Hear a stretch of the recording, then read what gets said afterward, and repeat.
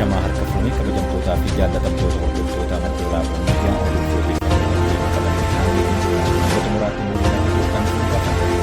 qabarratti hangafoota oduusin dhageessifna. Dhaabbanni miti mootummaa mana maree abukaatoo mirga namoomaa jedhamu xalayaa abbaan taayitaa dhaabbilee hawaasaa siivilii guyyaa kaleessaa barreesseen ugguramuu beeksiseera. Humni hidha haaromsaa guddicha Itoophiyaa sirnaan raabsamaa jiraachuun himame. Humna elektirikii Itoophiyaatti buufanni raabsaa hoolotaa abbaa kiiloo vooltii 500 humna madda anniisaa kana raabsaa jiraachuun himeera. Dippiloomaasiin hojii maqaa gaarii biyyaa beeksisuuf kan gargaarudha jedhan Dr. Geediyoon Ximaatewos. Ministeerri dhimma alaa tola ooltota yaa'ii dureewwan gamtaa Afrikaa 38ffaa taa'uuf jiru keessummeessuuf fi leenjii hubannoo kennuuniiru. Faawundeeshiniin guddinaa tumsaa pirojektoota qarshii miiliyoona 8 ijaaraman eebbisiiseera. Oduu kanaa fi kanneen biroo bal'inaan qabannee isiniif deebinaa nu waliin tura. Itoophiyaan bu'uuraalee misooma baaburaa kiiloomeetira 5,700 qaqqabsiisuuf karoorfachuu himame. Isaan ittaanaan koorporeeshinii daandii baaburaa Itoophiyaa Injiinar Geetuu Gizaaw akka himanitti Itoophiyaan pirojektoota xumuraa jiran dabalatee bu'uuraalee misoomaa daandii baaburaa kiiloomeetira 1,265 qabaachuu himan. Bara 2020tti walta'iinsa daandii baaburaa kiiloomeetira 8,600 irra qaqqabsiisuuf karoorfachuu isaanii himanii waggaa 10 dhufanitti bu'uuraalee daandii baaburaa kiiloomeetira 5,700 irra qaqqabsiisuuf hojjechaa jiraachuu himaniiru. Damee loojistiksii Itoophiyaan gaheen geejjiba baaburaa dhibbantaa 15 qofa ta'uu himanii bu'uura misoomaa damichaa guddisuu fi humna isaa fooyyessuuf gara dhibbantaa 40tti guddisuun karoorfamee hojjetamaa jira. Faawundeeshiniin guddinaa tumsaa pirojektoota qarshii miiliyoona 8 ijaarsisee eebbise. Faawundeeshiniin guddinaa tumsaa magaalaa Shaggar kutaa magaalaa Sulultaatti pirojektoota qarshii miiliyoona 8 ijaarsisaa ture eebbisiiseera. Gariin faawundeeshinichaa obbo Takluu Haayiluu akka himanitti pirojektoonni har'a eebbifaman kunneen akka dameelee fayyaa barnootaa fi dinagdee hawaasichaa irratti fayyaduuf kan oolanidha jedhan. Pirojektoonni eebbifaman kunneen namoota 5,000 ol fayyadamtoota kan taasisan yommuu ta'u, qarshii miiliyoona 8 akka ijaaramanis himanii gara fuulduraatti magaalota birootti haala wal fakkaatuun ijaaruu isaaniitiif karoora qabaachuu ibsaniiru. Balaal marsaan 40ffaan geggeeffamaa jira. Gumiin Balaal marsaan 40ffaan mata duree wal waraansa irraa gara nageenya waaraatti jedhamuun geggeeffamaa jira.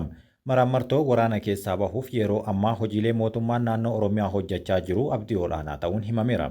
Hojii gaggeessaan olaanaan biiroo koominikeeshinii Oromiyaa obbo Haayiluu Addunyaa garaagarummaa yaadaa jiru hiikuun qawween Oromiyaa keessatti akka hin dhagahamne taasisuuf mootummaan kutannoo olaanaa agarsiiseen bu'aan argamaa jiraachuu himaniiru.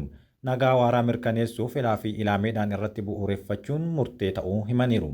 Nageenya mirkaneessuun Oromiyaa dabalatee bu'uuraalee nageenyaa akka biyyaatti mirkaneessuun guddina biyyaa kan itti fufsiisu ta'uu himanii waajjirichi gumii Balaal kanarratti qorannoo adda addaa dhiyeessuun bal'inaan akka irratti mari'ates ibsaniiru. Dippiloomaasiin hojii maqaa gaarii biyyaa beeksisuutti jedhan Dr. Geediyoon Ximaatewos. Ministeerri dhimma alaa tola ooltota yaa'ii dureewwan gamtaa Afrikaa 38ffaa taa'amaa jiruuf keessummeessuu isaanii leenjii hubannoo kennuu cimse.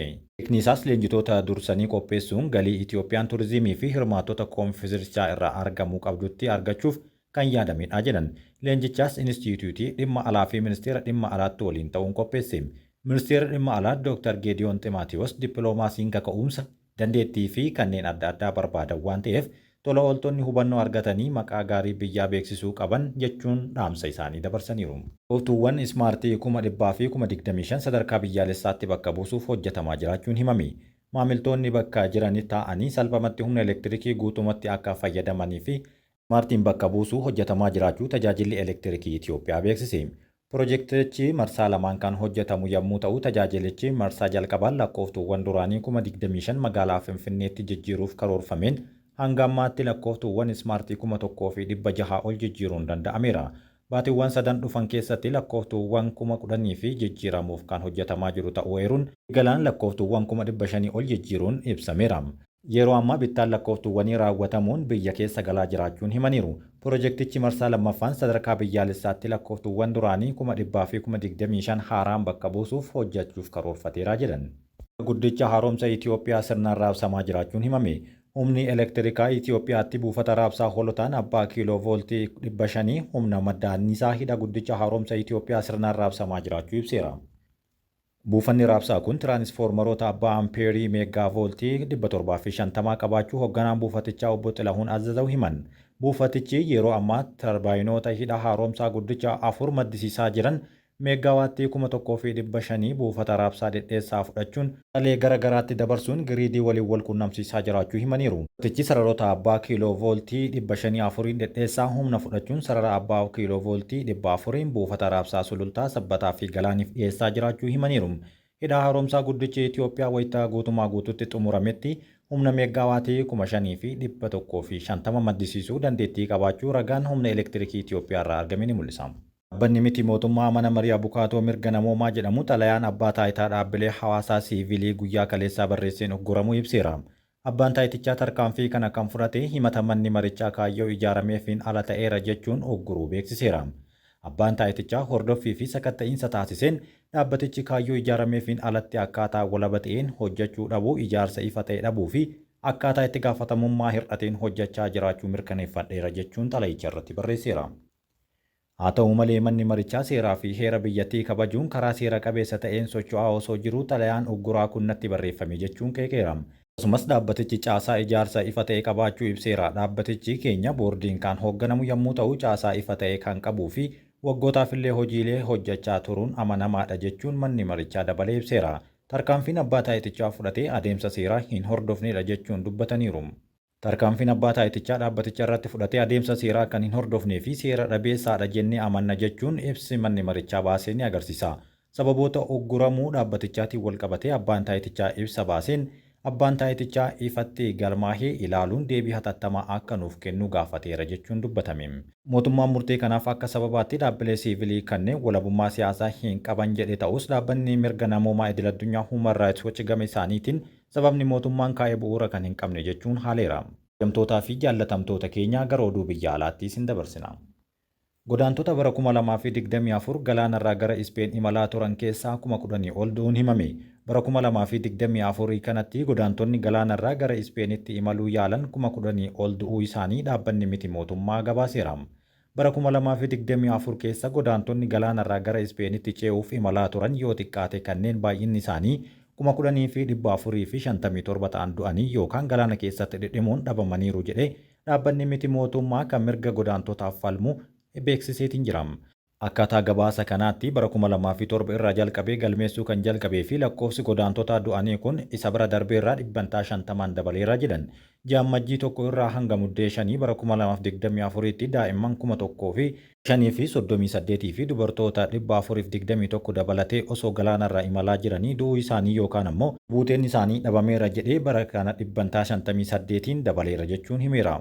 Bara 2023tti giddu galeessaan godaantonni 18 guyyatti kan du'an yommuu ta'u bara kana ammoo gara 30tti ol guddateera. Godaantonni kunneenis baay'inaan biyyoota Afrikaa 28 irraa akkasumas Iraaqii fi Paakistaan irraa kan ta'an gabaasni ni agarsiisa.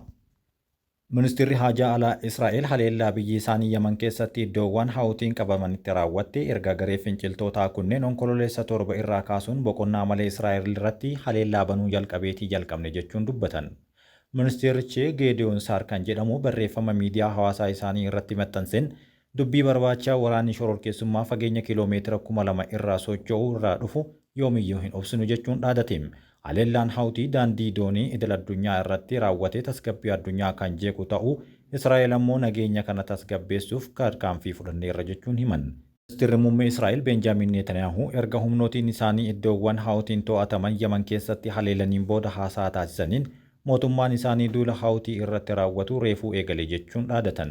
Haleellaa qilleensaa Israa'el keessatti buufata xiyyaaraa bu'uuraalee misoomaa fi buufata galaanaa Yaman irratti raawwatameen namoonni 3 ajjeefamanii 11 ammoo madaa'aniiru. Teessitoonni Gaazaa 5 haleellaa Israa'el garee hidhatan irratti raawwatteen ajjeefaman. Chaanaalii TV Filisxeem tokko haleellaa Israa'el giddugala Gaazaatti raawwatteen gaazexeessitoonni isaa 5 ajjeefamuu beeksise.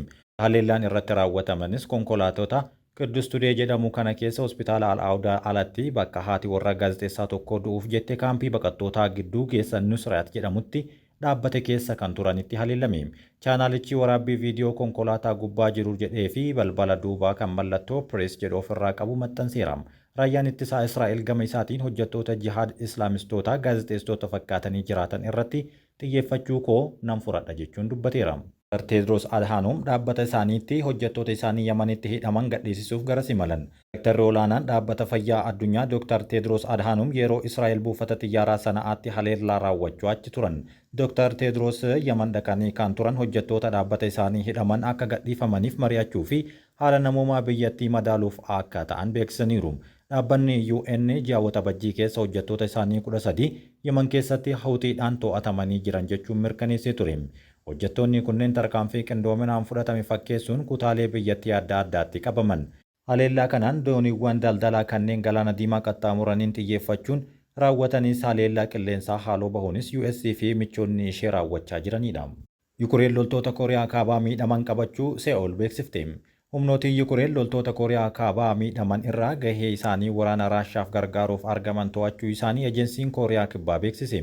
Loltuun kun erga muddeedhaa as erga Pyongyang humnoota waliigaltee Raashaa waliin mallatteessanii kan geggeessituu deeggaruuf bobbaastee booda michoota isheetiin to'atamuun himame. Pireezidaantiin Yukureen Volodimir Zelenskiin loltoonni Kooriyaa Kaabaa 3,000 ol ta'an Kursik keessatti osoo lolaa jiran du'anii yookaan madaa'aniiru jechuun himan. Itti dabaluudhaanis tumsi Mooskoo fi Pyongyang gidduu jiru naannoo lafa bishaanii marfame Kooriyaa balaa tasgabbii dhabuu akka cimsu dubbataniiru. Kabajamtootaa fi jaallatamtoota keenya oduun har'aaf qabanne kan hangammaatti dhaggeeffattanidha. Yaada keessan karaa koomentiin nu biraan gahuun dagatinaa.